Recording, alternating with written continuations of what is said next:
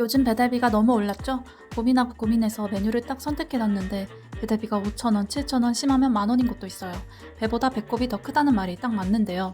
그런데 배달앱도 힘들다고 하고 식당도 힘들다고 하고 심지어 배달 기사들도 힘들대요. 그렇다면 우리가 내는 이 비싼 배달비 도대체 누가 가져가는 걸까요? 오늘은 이 비싼 배달비 도대체 누가 폭리를 취하고 있는 건지 범인을 알아보고 똑똑한 소비자들이 비싼 배달비에 대응하는 아주 신박한 방법도 알아봅시다. 먼저 배달기사들이 다 가져간다고 생각하시는 분들도 있을 거예요. 온라인 커뮤니티에 요즘 배달기사 월급이란 제목으로 정말 배달기사 업계에서 신화로나 남을 법한 수익이 막 퍼지고 있거든요. 뭐 연봉이 1억이다 뭐다 말이 많은데 결론적으로 연봉 1억 맞아요. 1년 내내 눈이나 비가 오고 신호다 무시하고 밤낮 없이 배달 일만 하면 가능합니다.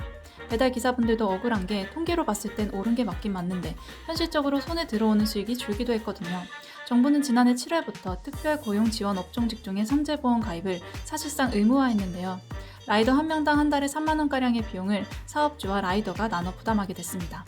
여기에 더해 올해부터는 고용보험 가입도 의무화되면서 사업주와 라이더가 각각 라이더 매출의 0.7%씩을 내야 합니다. 그러면 보험료 때문에 수익이 줄어들었냐라는 생각이 드실 텐데요. 그것보다 보험료를 내면서 소득이 드러나게 된 거죠. 라이더의 수익이 정확히 집계되면서 소득세가 불어나게 됐습니다. 라이더로서는 전과 같은 양의 일을 하는데 수익은 줄어든 거죠.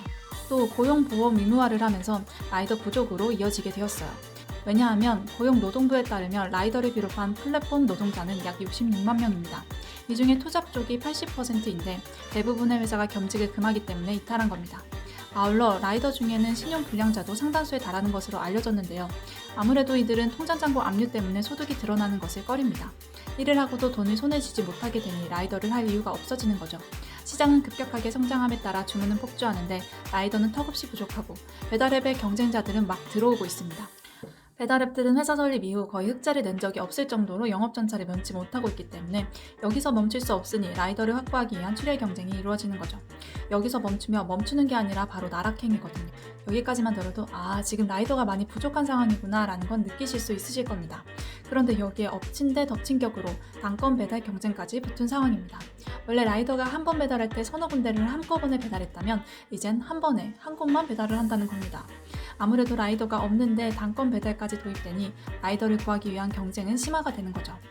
결국 이런 플랫폼들은 라이더 확보를 위해서 배달비 인상으로 이를 보전해주고 있는 겁니다. 간단하게 얘기해서 라이더 구하기 전쟁에 M1 소비자들만 피해를 보고 있다는 거죠. 그럼 다시 돌아가서 누가 폭리를 취하고 있는가? 라는 질문에 답변해보자면 많은 분들이 결국 라이더 확보하겠다고 라이더들에게 돈 주는 거 맞잖아 라고 생각하실 텐데요. 굳이 따지면 라이더이긴 한데 라이더 주머니로 다 들어가는 건 또 아닙니다. 이건 또 뭔 소리냐? 먼저 이 배달 시스템을 이해할 필요가 있는데요. 예를 들어 소비자인 제가 라면을 주문합니다. 그럼 배달앱에서 음식점에 주문 정보를 보내줍니다. 그러면 음식점은 미리 계약한 배달 대행 업체에 배달 요청을 합니다. 그럼 배달 대행 업체는 라이더에게 콜을 보내죠. 이 콜을 보낼 땐 그냥 전화로 하는 게 아니고 배달 대행 플랫폼을 통해서 합니다. 그렇게 콜을 받은 라이더는 배달을 하는 거죠. 현재 거의 대부분이 이러한 방식으로 주문이 이루어진다고 합니다. 지금 주문하는 상황에서 몇 개의 업체가 끼어들었는가를 보면 배달앱, 배달대행업체, 배달대행 플랫폼, 라이더가 있는 겁니다. 전 그냥 라면 하나만 주문했을 뿐인데 음식점까지 포함해서 5개의 업체가 그 라면 한 그릇에 붙어 있는 겁니다. 그리고 이번에 정부 특별고용 지원업종 직종의 선제보험 의무화로 부담이 가중된 플랫폼들이 수수료를 올렸습니다. 따라서 우리가 내는 오른 배달 팁이 그대로 기사의 주머니로 가진 않는 거죠. 오늘의 결론은 누가 폭리를 취한다기보단 유통구조가 원래부터 긁어먹었다. 이 상황에서 정부 정책과 배달앱 경쟁 심화, 라이더 부족 등 다양한 상황까지 겹쳐지면서 배달비가 확 올랐다가 되겠네요. 배달비가 비싸도 너무 비싸니 똑똑한 소비자들은 배달비를 낮추는 여러 방법들을 강구해냈습니다. 제가 그중 2가지 방법을 소개해드리겠습니다. 첫 번째는 아파트 주민들끼리 같이 시키는 방법입니다. 같은 아파트 주민들이 모여서 단톡방을 만들고 몇 시에 치킨 드실 분이라고 사람을 모으면 배달비를 엠빵할 수 있는 거죠. 그래서 요즘 오픈톡에 배달비라고 치면 이 방식이 굉장히 활성화되어 있는 걸 알 수 있어요. 두 번째 방법은 딱히 단톡방을 만들 필요조차 없는 방법입니다. 바로 당근마켓에서 같이 배달시킬 사람을 찾는 방법인데요. 당근마켓은 동네 커뮤니티가 활성화되어 있죠. 그래서 땡땡땡 사시는 분들 중 이거 같이 시키실 분 있냐? 2개 시키면 쿠폰 할인과 배달비 무료라서 얼마에 저렴하게 먹을 수 있다 라는 식으로 글을 올리고 사람을 찾는 겁니다. 배달 연락이 오면 약속 장소에 나가 음식을 받으면 끝입니다.